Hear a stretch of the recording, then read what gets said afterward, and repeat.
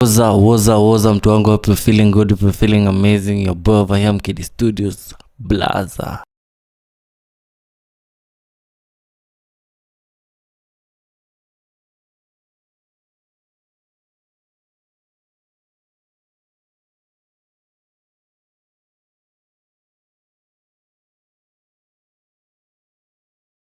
Welcome to Kiddy Studios.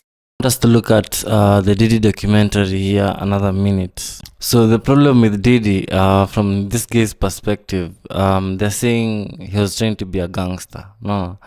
So he was getting good money, but he wanted to get to the other level. Now that he wanted to behave like a gangster. So and then there's a woman called Misa Hilton. Diddy is a very funny person. So he swinged on this guy just because of. So when the guy told Diddy, let's go fight around the corner. So Diddy took his car, went around the corner. Going around the corner, this guy, Diddy played a song for this guy. And the song was called Juicy by Notorious B.I.G. So what's up? I hope you're feeling good, hope you're feeling amazing. Your boy over here, Kiddy Studios, Zaga. Unajua venye surdu Brejeng. So kuna at first Notorious B.I.G. was not popping in the streets, man. So at the same time, Tupac came around the block, and Tupac was popping. People were saying he was popping. So at the time Notorious B.I.G. was popping, Tupac was popping, and Tupac had a song called I Get Around. So this song is the one that gave him a lot of notoriety and a lot of popularity, because it had fine chicks around a swimming pool, guys having a good time, and I think from Diddy's side or the East Coast or whatever, they had not tried that vibe. So this Keith and Kina Diddy, they're saying they looked at the video like meticulously. They looked at it like over and over again, knowing how they can steal the formula, copy and paste, so that they can replicate their success. Let's continue. Diddy and the company now took the formula for Tupac, and they did a song for B.I.G. called Big Poppa, now which took off because now they incorporated all the drinks, the women. So, and the whole idea of the music industry was to penetrate through to the people's hearts. And now this formula for Tupac, now they've gotten the formula. So now here comes the problem. P. Diddy was jealous of the relationship between Notorious B.I.G. and Tupac. Why? Because these are two good artists, and the notion of why P. Diddy is in the mix is because he's supposed to control all the money that's coming into the artist's paycheck or the artist's songs. So if he promotes you, all the money is supposed to come to him. He's supposed to give you small money. So now the problem is, if Tupac and Biggie, who are the top most liked popular artists in the US at the time, if they collaborate and become friends and become independent, they can get their money now alone, and that means P. Diddy is out of the game, and that's a very big problem. And his mentor told P. Diddy, never let the artist get the money, always hold the money, make the artist suffer. So that is the premise of his company, allegedly. Notorious B.I.G. being P. Diddy's artist. P. Diddy there, you start the game, you start befriend the artists, make sure you always get the money first before the artist, eat the money first, and then starve the artist, but promise the artist an album. Problem is, P. Diddy saw Tupac as a threat because he was friends with Biggie. So now that's the whole conundrum now coming into play. Now Diddy saw this is a huge problem for him money wise. because if he's going to remove the cash cow from him, that's a huge problem. So let's continue. P. Diddy is a marketer, and Tupac Shakur is an artist, and he was very liked by people. So the problem is, you just can't. When the people love you, they love you. Now, but sasa, P. Diddy was using money he was a marketer. He used to manipulate his ways to get to the heart of people. Now he saw this as a real problem. Shakur or Tupac was the antagonist here in this whole story, because P. Diddy had money, and he had money legitimately from the music business. But now here comes the problem. Tupac, because Tupac now he was loved by people generally. And when people love you, they tend to elevate you, they tend to promote you without even money or anything, just the self-love. Because now Biggie was loved, but now Tupac was loved just because of his vibe. Now Sasa, Diddy did not love this at all. Sasa, so let's continue. Now, that envy and all of this money thing started from New York and ended up in Las Vegas, where now Tupac was killed.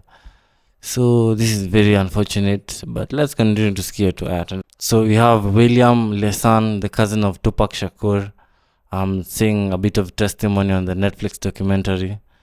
So there has been a lot of guys picking out and saying a lot of things about Diddy on the phone, which I think this is a problem, because it's a problem because he's supposed to not record the attorney. On the phone, it's the attorney, Mark Agnifilo. So the problem is, and the guy recording the footage wasn't paid. So now the footage shows Diddy trying to tell the lawyer and the law firm that he has paid, allegedly. Okay, not allegedly, because it's actually in the video, for them to speed up the process, and if they need to hire an international lawyer, they hire international lawyer, so that these things trial can be sped up, so that his release can be found. So my boy manzi alipata bahati mbaya manzi. Alikuwa anafanya vitu mob. He was doing a lot of bad things, to a lot of people. But kwanza what he was doing to his girlfriend, the Cassie. Hey. It's so he was looking for a lawyer who can do the dirtiest of media problems. But that was him on the video. That's not me. So yeah, you tell me in the comments what you think about all of this. I'll totally do appreciate everything above him. You can see Diddy beating Cassie and dragging her on the floor. Very bad, very bad. So Diddy is saying in the documentary, here and there, we are not working together, manzi. We are losing, manzi. Paid all of the lawyers the right money and still losing, man. The lawyers need to work together so that they can get him out of prison, man. Hey, money is good. Money ni poa, pesa ni mzuri. There's a guy on the documentary saying Janice Combs, the mom to Sean Combs, was beating Sean Combs properly when he was little. So manzi, this is the problem. Because when the mother is beating the child properly, and when they're alone and he's telling the child, you need to know how to survive. So the boy, when he's coming outside, if the mother is encouraging him to be vicious, he needs to retaliate from the household. What is he supposed to do? And the mother is beating him, and the mother is saying openly he used to beat the boy. Very bad. The guy is saying he was Diddy's friend from when they were little, and the mother used to beat Diddy a lot, to a point that even he was afraid. When he would go near to Kina Sean Combs' house, he would feel bad for Diddy because the mother used to beat him a lot, and it was really bad. So I just think some parents are really messed up. Let's continue to hear. You tell me what you think in the comments. Do you think the mother caused trauma to Diddy when he was being little and he was being forced to swallow so much of the things that he was seeing? The mother to Sean Combs told him, if someone hits you, make sure you hit him back harder. That's the mother telling the boy. It's not bad advice. Lakini, for them not to mess with him again, he was to make sure he fucked them up. So when you hear someone saying this is what the mother was telling him, right from the homestead, you can't really put 100% blame on him. So let's continue to hear. You tell me what you think in the comments. Just continue to break it down. Pole, according to the situation. Nobody's perfect. Neither am I. But let's continue to hear. P. Diddy or Sean Combs, now he learned the hard way. He learned that even if he doesn't know how to fight, when it comes to fighting, he will do anything to win the fight. So during the fight, according to the guy on the Netflix documentary, they're saying he used to bite people. He used to, dunga your mask, do anything to win the fight. So if it's using his nails, eyes, feet, teeth, he'll bite you. He'll do anything. So he learned to be in survival mode. Keep that. So the guy in the Netflix documentary is saying people are formed or forged by pain in their life instead of love. You should watch out, because the moment you see someone focusing too much on the pain side, that's bad, man. That means that he wants to inflict that on others. The premise of the story is Diddy had no good parents to show him the way. Now he has to let out the anger on others. So that's a conundrum waiting to happen. But let's continue to hear what's happening. Diddy got his major breakthrough, I think so. So they had a song called "Give Me the Loop." I'll get it right. I'll confirm the name with Biggie. So, but he needed to pitch this record to Clive Davis, the rich white guy, to invest in the track or in the record so that he can distribute it. Now you see where Diddy is getting involved with the money, because Clive Davis was the guy who was supporting the black talent. Clive Davis said he has the goods, so Diddy had the goods, so he bought into Diddy's vision. The song is called "Give Me the Loop," so by Biggie, Notorious B.I.G., but you're seeing a lot of profanity. Now he's saying from that song, now when he got the money, he said he's going to name his company Bad Boy Records. You see why? Why? Because he wanted now to go against the grain. Yeah, he wanted to define the narrative now for himself. So let's continue.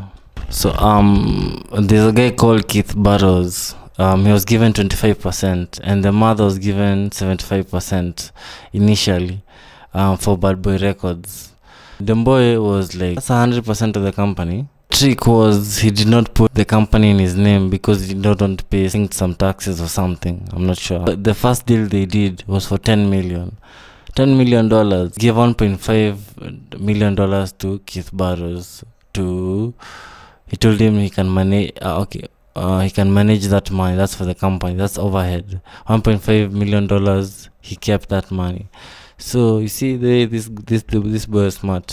So what's up? Kindly like, subscribe, share, follow. Tell me what you think about this Diddy story.